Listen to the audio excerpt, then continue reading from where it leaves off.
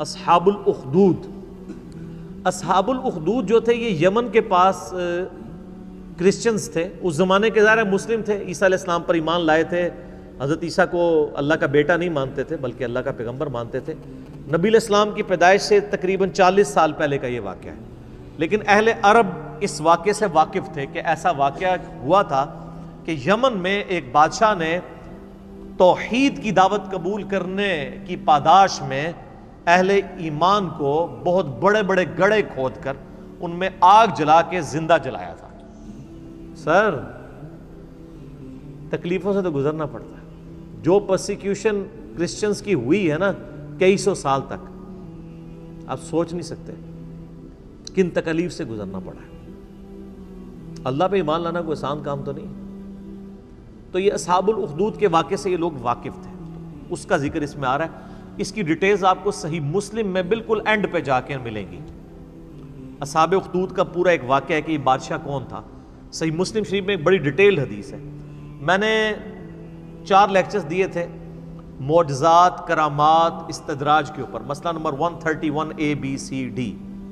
اس میں جو D portion تھا اس میں نے اولیاء اللہ کی 10 کرامات جو صحیح سند سے احادیث کی کتابوں میں آئی ہیں نا وہ میں نے کور کی تھی. ان میں سے ایک کرامت اصحاب اخدود والی بھی تھی جو میں نے اس میں کور کی تھی صحیح مسلم کے ریفرنس سے.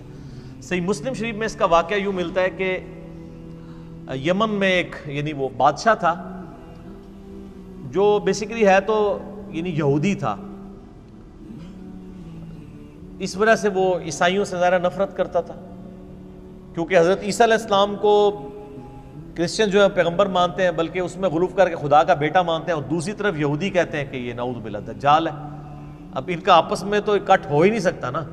ایک شخصیت جو ایک طبقے کے لیے خدا کے درجے پہ فائز ہو اور دوسرا اسے جو ہے نعوذ باللہ دجال اور پتہ نہیں کیا کیا الفاظ استعمال کرتے ہوں, تو ان کا آپس میں اکٹھ تو ہو نہیں سکتا.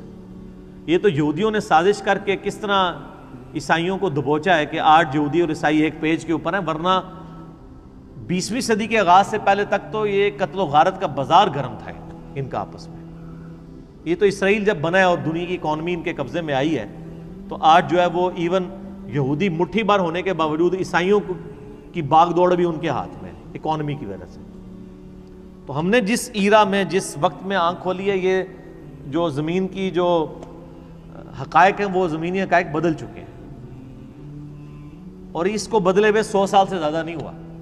100 سال اگر آپ پہلے چلے جائیں تو یہ جس طرح سنی شیعہ اختلاف مسلمانوں کے اندر ہے نا, اس سے بھی بڑھ کے عیسائیوں اور یہودیوں کا اختلاف تھا, جنگیں ہوتی تھی آپس میں.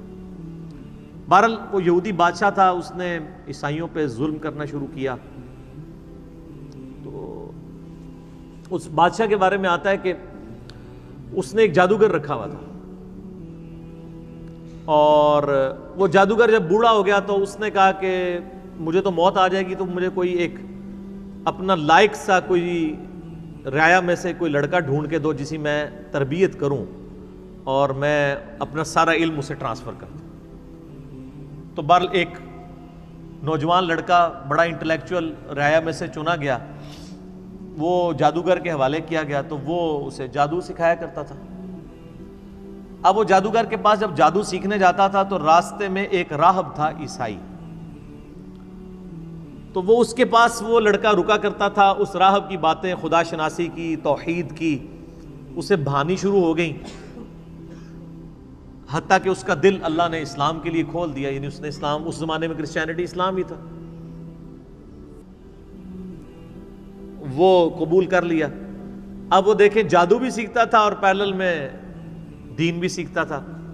ایک دن وہ ایک راستے سے گزر رہا تھا تو راستے میں ایک بہت بڑا جانور تھا جس نے لوگوں کا راستہ روکا ہوا تھا.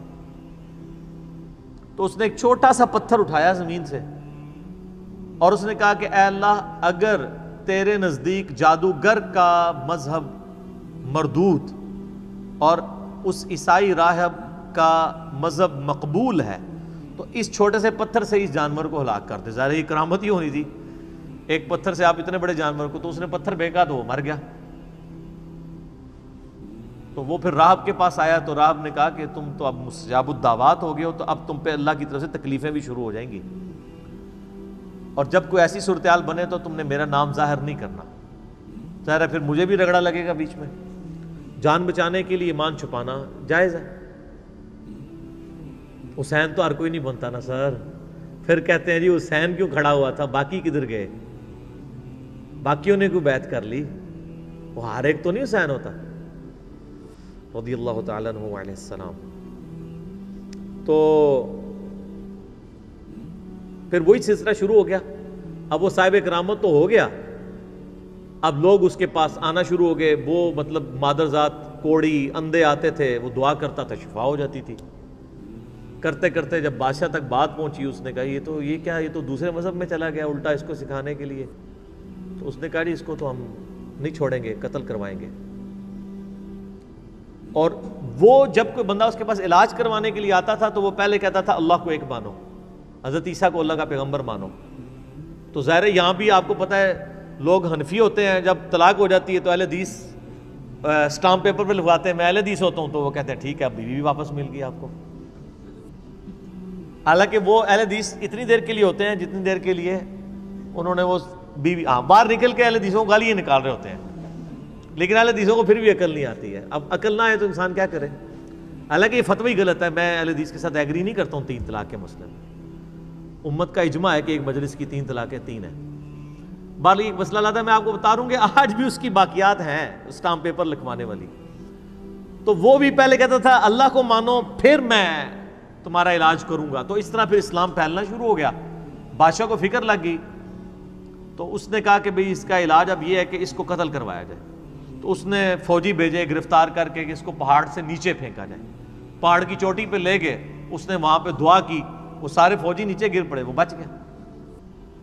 پھر اسے کشتی میں سوار کر کے سمندر کے اندر لے گئے، اس نے دعا کی، کشتی الٹ گئی، وہ بچ گیا، باقی سارے الٹ گئے۔ بادشاہ سر پکڑ کے بیٹھ گیا کہ اس کو اب کیسے قتل کیا جائے، کیونکہ مستجاب الدعوات تھا۔ تو اس نے بادشاہ کو خود مشورہ دیا کہ ایک طریقے سے تم مجھے قتل کر سکتے ہو، تم پڑھو بسم اللہ رب الغلام کہہ کے مجھ پہ تیر چلاؤ تو میں مارا جاؤں گا۔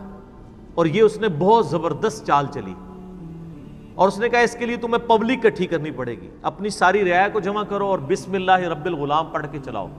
تو اس کا مطلب کیا تھا کہ اللہ کو ماننا پڑے گا۔ تو یہ ایک ساری رعایا تک تبلیغ ہو جاتی کہ ہاں اللہ کے نام پہ اسے مارا گیا ہے، تو یعنی اس کا مذہب درست ہے۔ تو اس نے کہا میں نے جان تو جانی ہی جانی ہے تو اللہ کے لیے جائے نا، اور میں مر جاؤں اور ایسا اختلافی نوٹ لکھوں کہ تبلیغ بھی ہو جائے۔ حضرت حسین ابن علی نے یہی کیا ہے نا، 72 بندوں کے ساتھ وہ 3 براعظموں میں پھیلی ہوئی بنو امیہ کی بدماش حکومت کا سامنا تو نہیں کر سکتے تھے، لیکن انہوں نے اپنے خون سے اختلافی نوٹ لکھ دیا کہ میں مر جاؤں تو آنے والی نسلیں یاد رکھیں کہ سچائی کے لیے کھڑا ہونا چاہے آپ تھوڑے سے بھی ہوں، اس کی پرواہ نہیں کرنی۔ تو آج تک دیکھ لیں دنیا میں جہاں بھی سچائی کے لیے تھوڑے لوگ کھڑے ہوتے ہیں تو مثال حسین ابن علی کے لیے کی دیتے ہیں۔ مخالفین کو جو یاد رکھا گیا ہے وہ بھی حسین کی وجہ سے یاد رکھا گیا، ورنہ ان کی کیا اوقات تھی۔ تو اس نے بھی یہی کہا کہ رعایا اکٹھی کرو پبلکلی، بسم اللہ رب الغلام پڑھ کے چلاؤ تیر تو مارا جاؤں گا۔ بادشاہ نے یہی کیا۔ تو جب وہ بسم اللہ رب الغلام پڑھ کے وہ چلائی گئی، اللہ کے نام سے شروع، اور جو اس غلام کا رب ہے، یعنی وہ سب اللہ کے ہی بندے ہیں، غلام ہیں، تو وہ تو مارا گیا، لیکن ساری رعایا نے کلمہ پڑھ لیا، ان کا اس کا مذہب حق ہے، وہ سارے مسلمان ہو گئے۔ وہ ایک کو کیا مارنا تھا، ساری رعایا ہاتھ سے چلی گئی۔ پھر اس نے بڑے بڑے گڑھے کھدوائے، اس میں آگ جلوائی، اور اہل ایمان کو آفر رکھی کہ یا تو ایمان چھوڑے یا آگ میں جلائے جائیں گے۔ ہائے ہائے ہائے، بخاری مسلم کی حدیث ہے، اس شخص نے ایمان کی حلاوت چکھ لی جس میں 3 نشانیاں ہوں۔ نمبر 1، اللہ اور اس کا رسول عز و جل و صلی اللہ علیہ وآلہ وسلم اسے پوری دنیا میں سب سے بڑھ کر محبوب ہوں۔ نمبر 2، اس کی دوستی اور دشمنی کا معیار اللہ کی ذات ہو۔ اور نمبر 3، کفر کی طرف لوٹایا جانا اس کے لیے اتنا ہی ناپسندیدہ ہو جائے جتنا زندہ آگ میں جلایا جانا، وہ جلنے کے لیے تیار ہو جائے، ایمان نہ چھوڑے۔ ایمان کی مٹھاس اس بندے نے چکھی ہے۔ لوگ ایمان نہیں چھوڑ رہے، زندہ آگ میں جلائے جا رہے ہیں۔ صحیح مسلم کے الفاظ ہیں کہ ایک عورت تھی، اس کا دودھ پیتا بچہ تھا، دودھ پیتا بچہ تو بولتا بھی نہیں ہے، جب اسے آگ میں پھینکنے لگے نا تو اس کے دل میں ایک لمحے کے لیے خیال آیا کہ میں جان اپنے بچے کی وجہ سے نا جان بچانے کے لیے میں دین چھوڑ دوں. تو وہ دودھ پیتا بچہ بول اٹھا کہ ماں تو حق پہ ہے. اللہ اکبر کبیرہ. یعنی یہ کرامت تھی. تو پھر ان ماں بیٹا کو بھی جلا دیا. وہ تو خیر دنیا میں جلے نا تو سیدھے جا کے جنت میں لینڈ کیا. تو یہ پوری حدیث صحیح مسلم میں اصحاب الاخدود کے بارے میں ہے. آپ دیکھیں کہ اصحاب الاخدود کو نبی علیہ السلام کی پیدائش کے وقت شہید ہوئے 40 سال ہو چکے. پھر اس کے بعد بھی 40 سال, یعنی 100 سال بعد قرآن نازل ہو رہا ہے آلموسٹ. اور اللہ اپنے بندوں کو نہیں بھولا اور اس کے اندر ذکر کیا ان کا.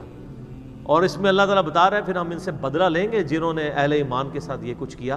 دنیا میں ٹھیک ہے کھلی چھٹی ہے, لیکن آخرت میں پکڑے جائیں گے. والسماء ذات البروج, قسم ہے آسمان کی جو برجوں والا ہے. والیوم الموعود, اور اس دن کی جو وعدے کا دن ہے یعنی قیامت کا دن. وشاہد ومشہود, اور حاضر ہونے والے دن کی اور اس کی جس کے پاس حاضر ہوں گے, یعنی قیامت کے دن کی اور قیامت کے دن کا مالک, مالک یوم الدین, سب کی قسم. قتل اصحاب الاخدود, مارے گئے کھائی کھودنے والے. حالانکہ مارے کون گئے تھے؟ جو کھائی میں پھینکے گئے تھے. اللہ نے کہا وہ نہیں مرے, وہ تو زندہ ہے. شہید تو مرتا نہیں ہے نا. وَلَا تَقُولُوا لِمَنْ يُقْتَلُ فِي سَبِيلِ اللَّهِ أَمْوَاتٌ, مت کہا کرو مردہ جو اللہ کی راہ میں مارے جائے, وہ تو اللہ کے حضور زندہ ہے. اللہ فرمایا مارے گئے اصحاب الاخدود جنہوں نے وہ گڑھے کھودے تھے.